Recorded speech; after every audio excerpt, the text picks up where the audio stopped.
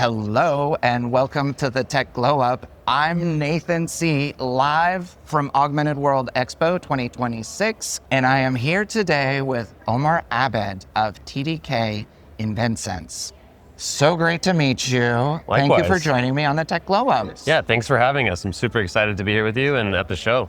Amazing. So TDK, I'm going to date myself Sure. by saying that TDK is a media company that I've grown up with my entire life. Yes. And when I saw that you were here at AWE, I was very excited to learn more about what you're doing in Spatial. Yes. Could you introduce both yourself and a little bit more about what TDK InventSense is up to? Yes. So my name is Omar Abed. I'm the CTO for TDK InventSense, and I oversee all the technology development, particularly in the sensor space. And so when we think about TDK, actually the thing that comes to mind for those of us who are a little bit older is cassette tapes. Mm-hmm. And in the 80s, 90s, you recorded that favorite mixtape. TDK was the brand you reached to for that trusted material. Fast forward to today, TDK has become less of a frontline company and more in the back. And so what's really exciting here is you see all these different new smart glasses being launched, virtual reality headsets. And really what takes a normal pair of glasses to a smart pair is the content that TDK brings, whether it's the sensors that connect the glasses to the wearer or the glasses to the outside world, or whether it's the sensors that generate the data that are powering spatial compute and the newest models. It's TDK at the kind of the heart of bringing these things to life. I mean, every product is a beautiful child. Yes. Do you have a favorite sensor right now? That's funny. I would say there's sort of like where we've come to it from and then where we're going. Yeah. So our motion sensors, so our IMU, which is the gyroscope and accelerometer. So everything from head gestures and detection to basically navigation and also just spatial, right? Mm-hmm. So basically the ability to execute SLAM or putting augmented reality on the world around us is really powered by motion sensing. And so it's really exciting. We're in more than 80% of the smart glasses products out there. So can't say specific companies, but I can tell you, for most of the cases, you're going to find TDK technology inside. What's exciting about the future, though, is audio. And here, I think the more natural interface is going to be the way we talk and communicate with the smart glasses or headsets. And so, again, we're getting the audio content around us. We're getting audio interface between people. And so that's really, I think, the next wave here of innovation. Amazing. I want to take it personal really quickly. You don't start your career as a chief technology officer. Yeah. I'm curious, what was your origin story working in technology and in spatial?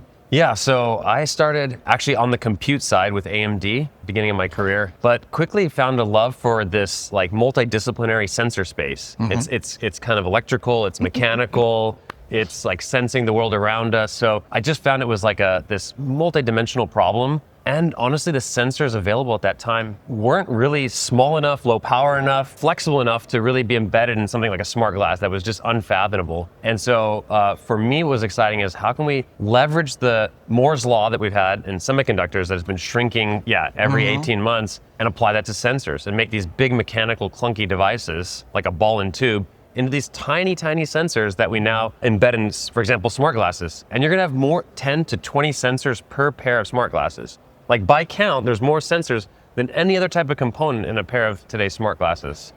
So the show is called The Tech Glow Up. A glow up is a notable transformation, improvement, a rebirth. When we're here at an industry event, thinking about the future of what is possible in XR, what's the glow up that you want to see happen in spatial computing industry as a whole?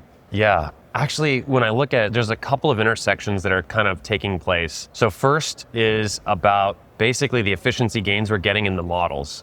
That's allowing a lot more of the compute to come on board on device. That allows us to drive power down. So we're talking about all day wear.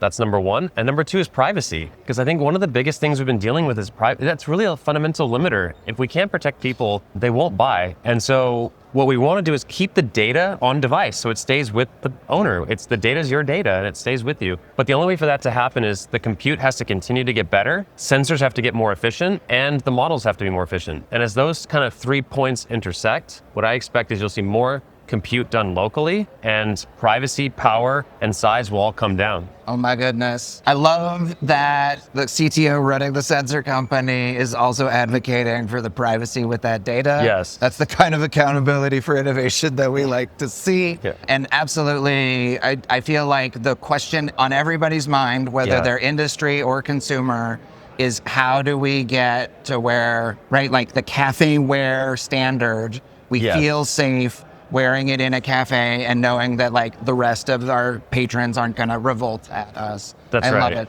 So taking it a little bit closer home, Yes. what's the glow up that you're working on with TDK and InventSense right now? So right now it's really about, again, driving power down and size. And so there's two things. One, we're really striving for all day wear. And what I call, in terms of size, the disappear effect, which is basically you put the glasses on, 2-3 minutes later, you forgot you're wearing them. So if we can get to that point, I think adoption is going to explode. I agree with also the cafe point as well. Not just how you experience it as the wearer, but if you show up and everybody, like, you know, part the seas and everybody goes away, that's also not going to work. So it's also about privacy. But that comes back to, again, we're trying to do more compute in the sensor, more edge AI, so that we can protect your data. I'm absolutely loving this idea that you've planted with me, that large language models are driving down the cost of processing certain kinds of data, making it easier for the kinds of experiences we want on smart glasses. Yes. It's the first time I've like heard those two things together in that same equation. So totally cool. Yeah. So one of the things that I love asking long-term innovators is about the role that mentors, guides, and coaches have had in their work and innovation. So I'm curious, how has a mentor, in any sense, supported you on the journey that you've had to where you are today? Yeah, I would say I can't describe my journey without the mentors I've received along the way. If there's one thing I'm grateful for, I feel like at each job of my first few jobs, there was always that kind of older engineer who took me under their wing and really brought me in and were generous with their time and their knowledge. You know, I was fortunate enough to have a pretty fast trajectory in my career, but really standing on the shoulders of these mentors. Yeah. So I would just say, pay it forward and try to also mentor also younger engineers, because I think there's an energy that the younger engineers bring, but there's a wisdom that the experience also brings. And I think when you put that together, you can really make careers really take off and it impacts the industry. Oh my gosh, I love that. If there was a key takeaway that listeners to the podcast took away from our conversation today, what should that be? Don't forget about sensors. They're at the heart of, again, the interaction, the human user interface with the glasses or virtual reality headset. They're also taking in all the data from the world around you. And again, it's that same data that powers the models. And as we advance the technology and sensors in terms of size and power, but also advance the models, I think that the augmented reality becomes seamless in a way that the user experience, but also the way you experience the world becomes more fluid. Ooh, I love it. Sensors are the key to the XR experiences we're all hoping for. Yeah. So last question, do you have a spicy soundbite, like a hot take on maybe AI, wearables, culture, otherwise? Yeah. Cassette tapes? I would actually go back to, I think it's a little bit in the direction of the privacy, but I think it's more like that the AI has to work for people, and that we want to be connected to the real world. It can't just take us away. It has to be truly augmented reality. We have to be in reality. And so I think technologies that will connect us to ourselves and to the people and world around us, while also offering information, experiences, will ultimately be powerful in transforming this technology. Oh my goodness.